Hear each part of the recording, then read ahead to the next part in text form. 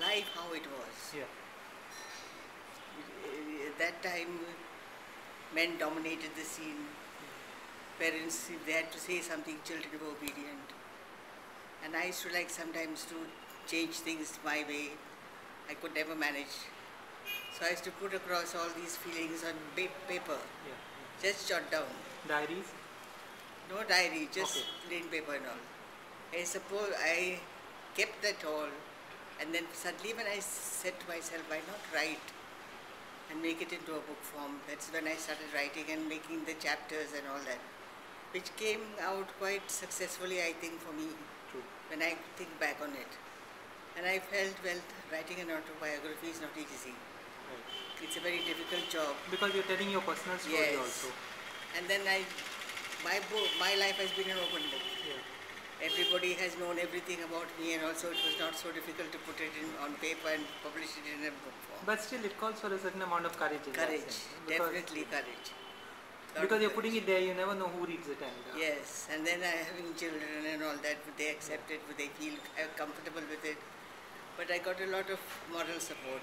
So when does the first book end? It ends in a particular year, the first story. The first story, I think, ends with my divorce. Okay, that's in the 60s. And then the second book continues from there? The second book continues from there. I see. How our life was after that, children growing up, the new generation of the Imelda Tavora, the grandchildren coming up, what they are doing. The second part covers that. And whatever was left out in the first part, where somebody said, oh, you're trying to gloss over something, you're trying to gloss over this. I said, I won't gloss over anything. What you've missed on the first will come on the second, so don't worry. Yeah, but any story is also subjective. Now we have our own memories. We like to focus on certain things that we feel is important. So I think that's part of any writer's freedom.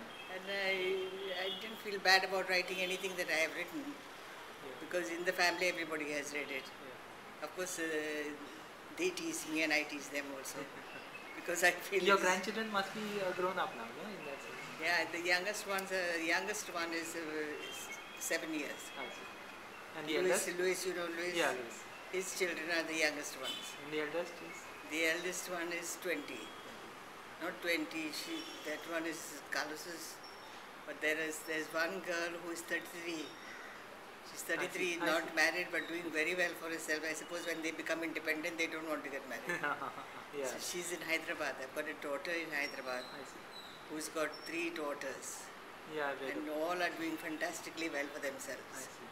All very independent and the likes. What do you think about radio in Goa today?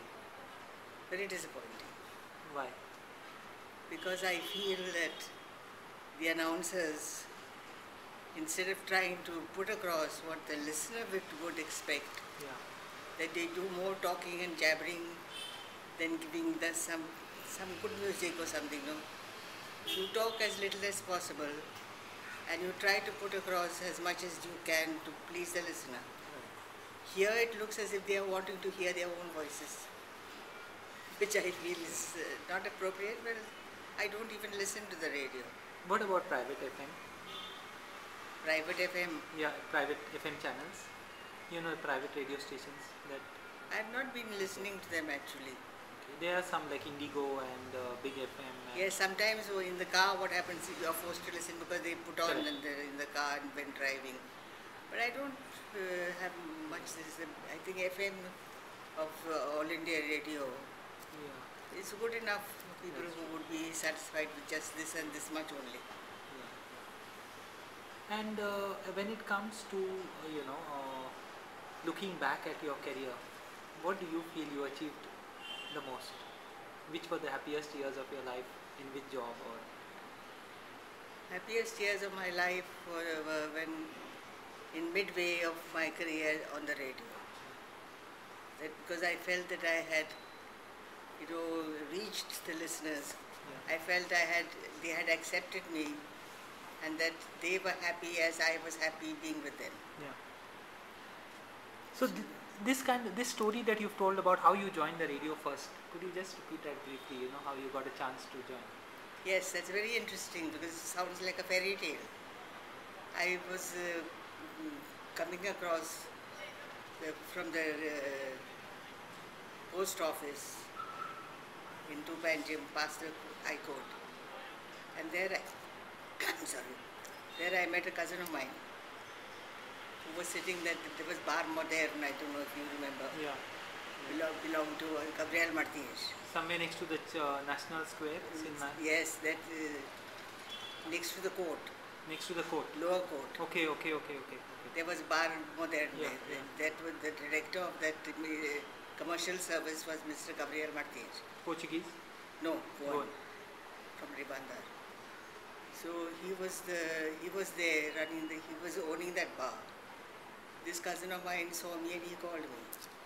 And he said, come here, have a glass of beer with me.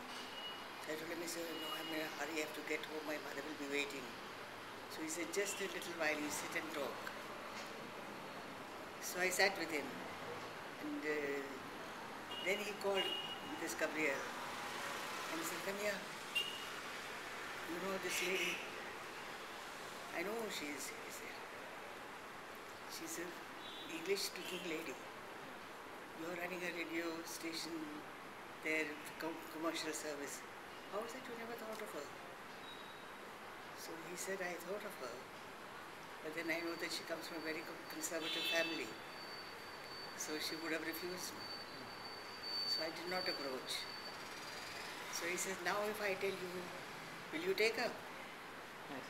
So I told that cousin of mine, I said, why are you taking things for granted?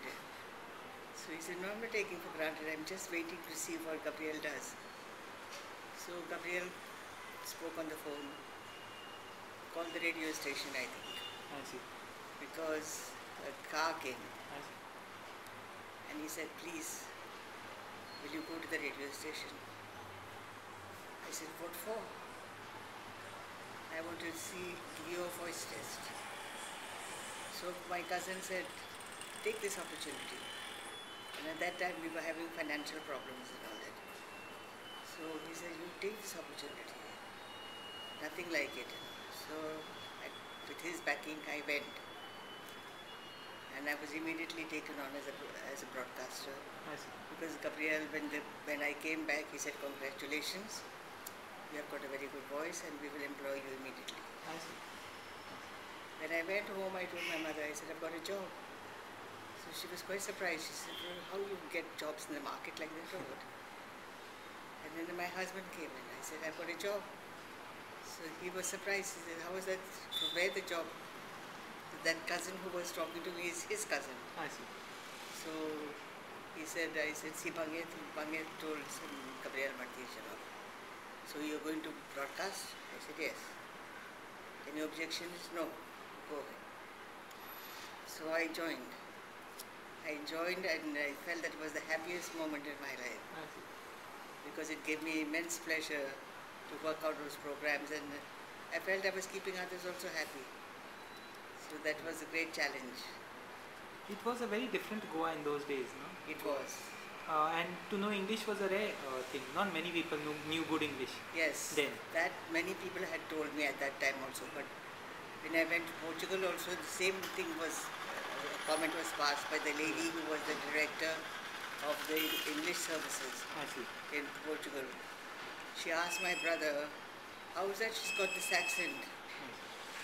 So my brother said she was educated by the nuns in Pune, English and Irish nuns, and oh, no wonder she talks that way. But you also speak Portuguese in that sense. You also knew Portuguese. Who? You?